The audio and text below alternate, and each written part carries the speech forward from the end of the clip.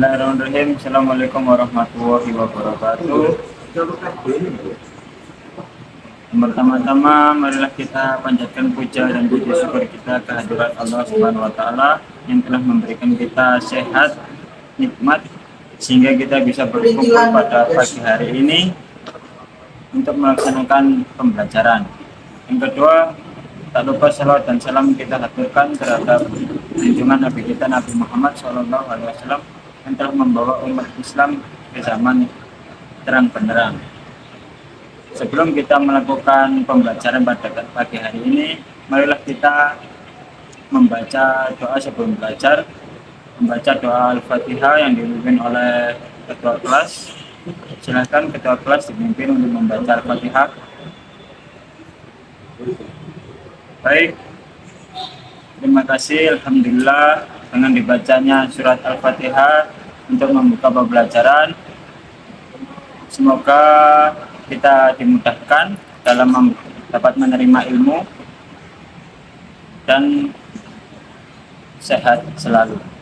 Baik, sebelumnya saya akan mengabsen teman-teman terlebih dahulu siapa saja yang hadir pada pagi hari ini. Yang pertama, Imaduddin hadir, Hafid Andrianto hadir, Wildanu hadir, Bintang Maulana hadir, Ramadan hadir, Ubaidillah sakit, Marcel sakit, Fajar nggak masuk. Alhamdulillah, pada pagi hari ini banyak yang hadir, ada juga yang tidak hadir dikarenakan sakit. Semoga yang sakit segera diberi kesembuhan oleh Allah agar bisa melakukan aktivitas seperti semula.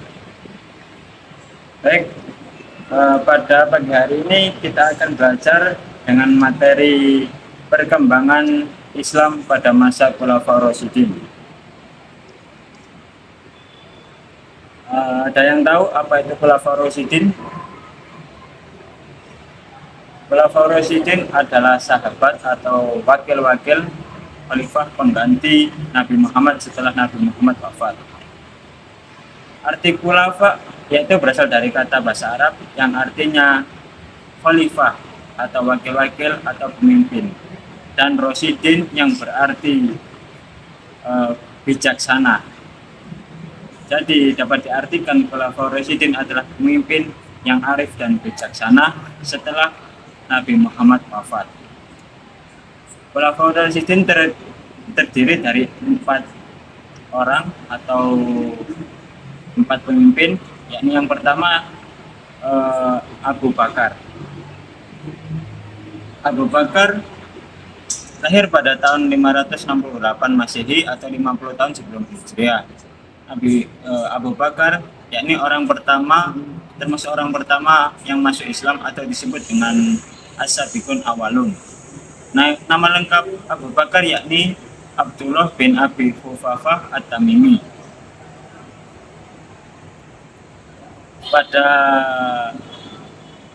Pada zaman keemasan Abu Bakar, yakni terdapat kemajuan yang dicapai. Yang pertama, perbaikan sosial masyarakat. Yang kedua, perluasan dan pengembangan wilayah Islam. Yang ketiga, pengumpulan ayat-ayat Al-Quran. Yang keempat, sebagai kepala negara dan pemimpin umat Islam. Yang kelima, meningkatkan kesejahteraan umat. Setelah Abu Bakar wafat, Abu Bakar menunjuk Umar bin Khattab untuk menjadi khalifah pengganti.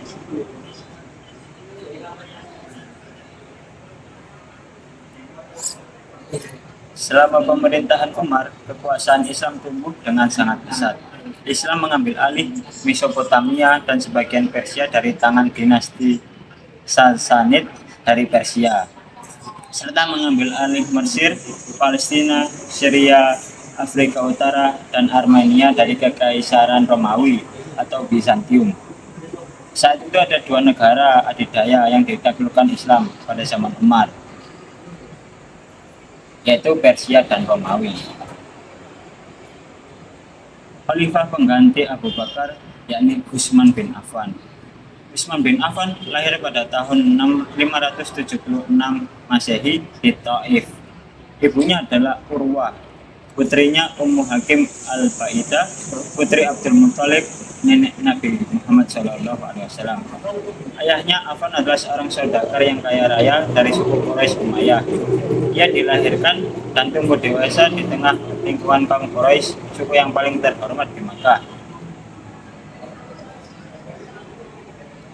Setelah dewasa, ia menikahi putri Rasulullah, Sayyidah Ruqayyah radhiyallahu anhu. Dan ketika Ruqayyah meninggal karena sakit yang diteritanya, Rasulullah menikahkan Utsman dengan Ummu Kulsum radhiyallahu anhu. Usia pernikahan Utsman dan Ummu Kulsum pun tidak berlangsung lama. Sebab itu Utsman bin Affan digelar dengan Dzunurain karena menikahi kedua putri Rasulullah SAW.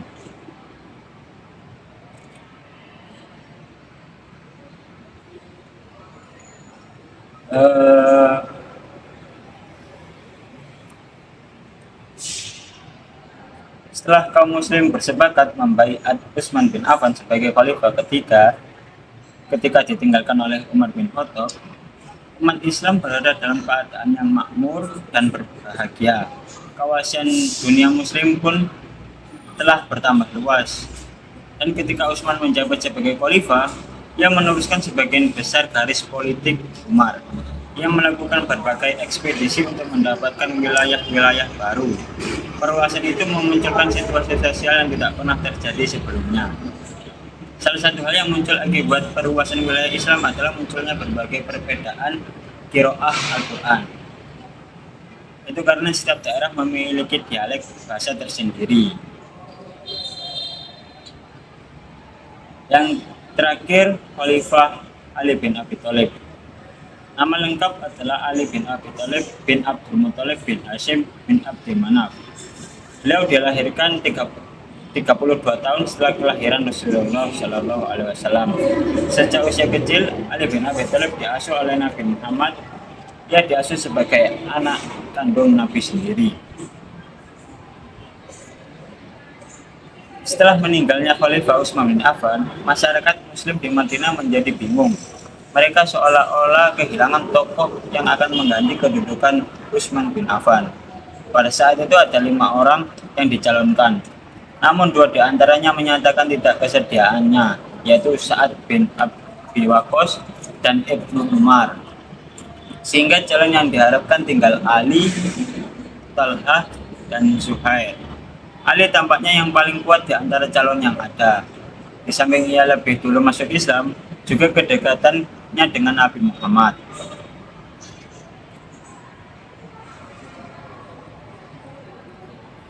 Meskipun banyak pergolakan pada masa Khalifah Ali bin Abi Thalib, banyak hal yang dilakukan dalam usaha pengembangan Islam, baik dalam pengembangan sosial, politik, militer, dan ilmu pengetahuan.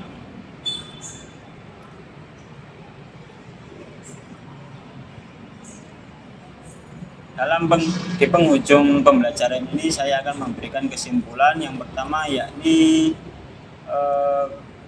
Khulafaur Rasyidin tadi.